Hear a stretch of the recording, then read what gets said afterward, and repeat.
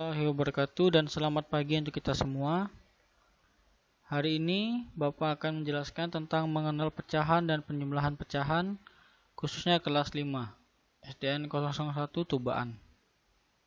Kita langsung saja untuk materi berikutnya, yaitu pertama yaitu pecahan. Kita ketahui sendiri adalah pecahan bilangan yang digunakan untuk membandingkan suatu. Pecahan dapat dinyatakan dalam bentuk A per B, di mana A dan B adalah bilangan bulat. Pecahan dalam bentuk A per B memiliki rincian di mana A disebut dengan pembilang, sedangkan B disebut dengan penyebut. Bisa kita lihat di bawah ini gambarnya, di mana A per B atau 2 per 3, di mana 2 itu adalah pembilang, dan 3 itu adalah penyebut. Itulah untuk pengenalan tentang pecahan. Berikutnya,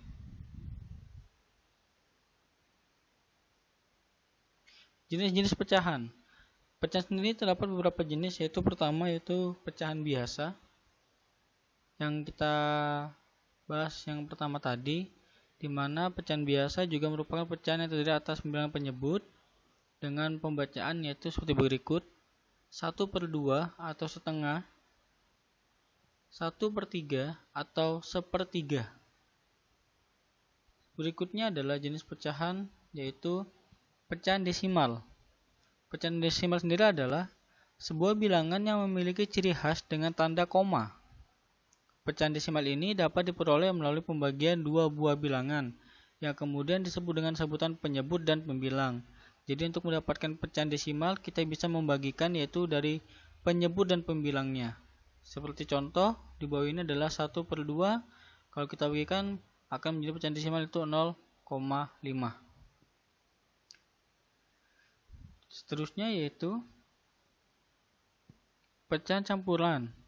Pecahan campuran adalah bentuk pecahan yang terdiri dari bilangan bulat, pembilang, dan penyebut. Pecahan campuran merupakan bentuk pecahan biasa tidak murni yang disederhanakan hingga tidak dapat dibagi lagi. Maksudnya adalah contoh 5/2. Kita akan membagikannya di mana terdapat sisa. Nah, disitulah kita akan jadikan pecahan campuran. Untuk materi ini akan Bapak perdalam lagi di materi berikutnya. Di sini kita hanya mengenal saja bentuknya, yaitu pecahan campuran, di mana kita bisa lihat di gambar tersebut ada pecahan campuran dan pecahan biasa. Untuk penyebutan sendiri yaitu adalah 1/2.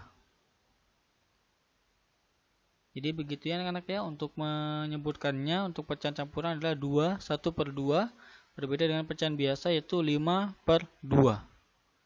Berikutnya adalah, kita akan masuk ke dalam materi penjumlahan pecahan. Sebelum kita masuk ke materinya, kita harus mengetahui dulu sifat penjumlahan.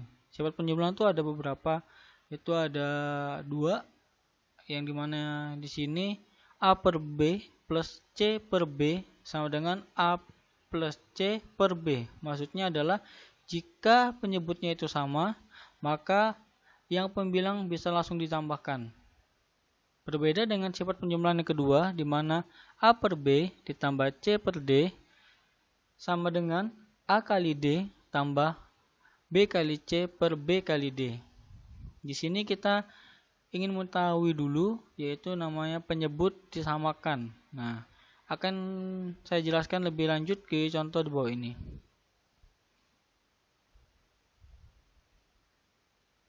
Contoh pertama.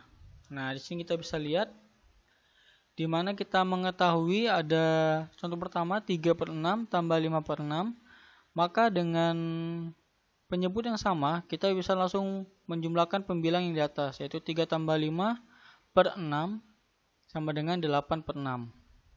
Sedangkan yang nomor 2, contoh nomor 2, di sini ada 2 cara yang saya gunakan, tergantung dari Bapak dan Ibu atau siswa saya sekalian yang mau menggunakan yang cara pertama atau nanti cara yang kedua.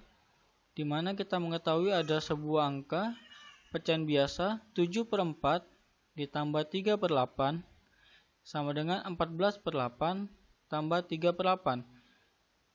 Di sini saya harus mencari tahu dulu, yaitu namanya penyebut yang sama. Caranya yaitu dengan cara mencari kelipatan atau mencari KPK. Nah, di sini ada penjelasannya.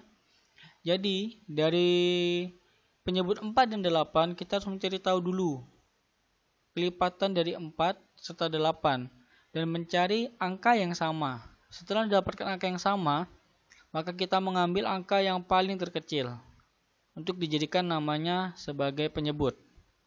Nah, setelah mendapatkan penyebut tersebut, maka cara berikutnya adalah kita bagikan penyebut yang kita dapatkan itu dengan penyebut yang di awal. Contoh kita lihat di sini, yaitu angka 8 kita bagikan dengan 4, hasilnya sama dengan 2.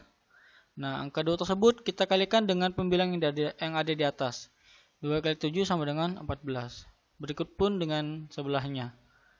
Setelah mendapatkan penyebut yang sama dan hasil dari pembilang yang telah dikalikan tadi, maka kita bisa langsung menjumlahkan secara pembilang dan penyebutnya. Karena penyebut sudah sama, jadi pembilang di atas tambahkan aja. 14 tambah 3 sama dengan 17 per 8. Begitulah cara yang pertama. Nah, sedangkan untuk cara yang kedua, dengan soal yang sama, 7 per 4 tambah 3 per 8. Di sini kita menggunakan sistem yaitu cara kedua dengan cara mengalihkan. Maksudnya gimana mengalikannya? Kita lihat. Nah, mohon maaf ini agak amburadul ya, tapi mungkin bisa dipahami, saya jelaskan dulu. Untuk mendapatkan 5 per 6, 56, yaitu kita harus mendapatkan dulu perkalian 7 dikali 8. Nah, 7 kali 8 ini sama dengan 56, kita masukkan di atas ini ya. Berikutnya juga untuk dapatkan 12, yaitu dengan 4 dikalikan 3, hasilnya 12, kita tambahkan di atas ini. Untuk mendapatkan penyebutnya, kita kalikan bawah dengan bawahnya. 4 dikalikan dengan 8, maka hasilnya ada 32, kita taruh di sini. Jadi ini penjelasannya ya, supaya Bapak dan Ibu dan siswa saya sekalian tidak bingung dengan coret-coretan ini. Nah, setelah mendapatkan penyebut dan pembilang, nah maka kita bisa menjumlahkannya. Jadi untuk cara yang kedua ini, setelah mendapatkan penyebutnya 32, kita langsung menjumlahkan pembilang di atas saja. 56 tambah 12 sama dengan 68 per 32. Nah, ternyata dari hasil ini, itu bisa dibagi lagi. Itu bisa dibagi lagi, diperkecil menjadi angka yaitu pembagian dengan angka yang sama, yaitu pembagian 4. Maka hasilnya adalah, terakhir adalah 17 per 8. Nah, itulah cara-cara yang saya sampaikan. Ada 2 cara yang bisa Bapak dan Ibu ataupun siswa saya sekalian gunakan. Untuk latihan nanti silakan menggunakan cara apapun. Setidaknya ditulis caranya agar kalian semua paham untuk mendapatkan hasil tersebut. Mungkin sekian dulu dari Bapak. Mohon maaf jika ada kesalahan dan kekurangan.